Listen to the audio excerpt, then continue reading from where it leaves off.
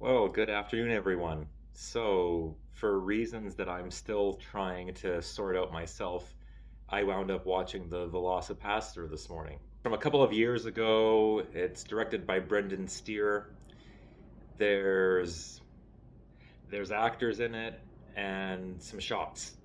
Honestly, though, it's not the worst thing I've ever seen, but what do you say about a movie like this, really? What I can say is that this movie is a lot less cynical and a lot less one note than I would have expected it to be. I got the hint that this was made by people with some sense of wit right in the beginning. There's a great visual gag involving an early death scene that genuinely caught me off guard. And it's such a simple, effective way of getting a laugh that it's one of those gags that I sit there and wonder, why have I never seen this before? How is this like the first time I am seeing this in a movie? And like the Wolf Cop movies, tonally, there's a good sense of self awareness throughout. There's actually some surprisingly witty jabs at concepts like loyalty and family and dynasty. Having the pastor initially be something of a fundamentalist who opposes the existence of dinosaurs and the concept of evolution and whatnot, that is admittedly pretty genius. It makes the whole concept of the movie seem a lot less cynical and arbitrary than it was at first glance.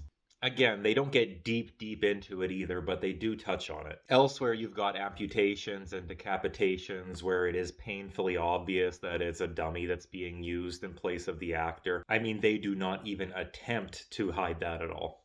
But they do attempt to hide a full view shot of the VelociPastor in his dinosaur form until the very end. And when you finally get to see that dinosaur in broad daylight, you can see why they were so timid to let him loose. This is beneath even the standards of a Spirit Halloween toy. This looks like someone took a dinosaur costume for adults from Toys R Us and stuffed two kids inside it and made them hop around, honestly. The saving grace here is that everyone involved clearly knows how awful this thing looks and is having fun with that instead of trying to deny it. Plus, the editing and overall choreography of the fight scenes that surround the VelociPastor are actually a lot better than you would expect for a movie in this budget range. We're not talking John Wick levels of choreography here, but nevertheless, this is surprisingly effective, fluid, and easy to follow throughout. Plus, the soundtrack is made up of a good selection of indie punk music, which never hurts. You'll notice I haven't bothered to discuss the plot one iota, but let's be honest, does anyone actually watch a movie like this for the plot?